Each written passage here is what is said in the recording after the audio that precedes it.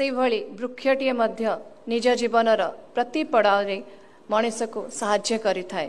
Academic research अपेक्षा farm to field action research रे अधिक ध्यान देले निश्चित भाव में आम कृषि क्षेत्र में आम आउ दुई पद आगू जाइपर।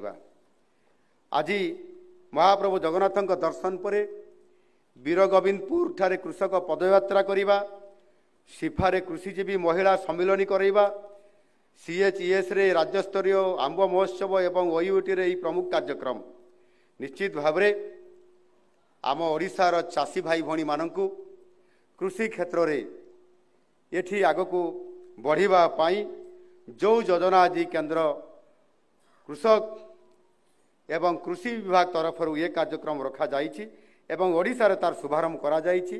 निश्चित भाव में आम ओडिशार कृषक भाई भणी माने निश्चित भाव में एथिरे लाभान्वित हो पारिबे एवं सेथि पई आम सरकार मध्य ये सबुथिरे सहयोग करिवे।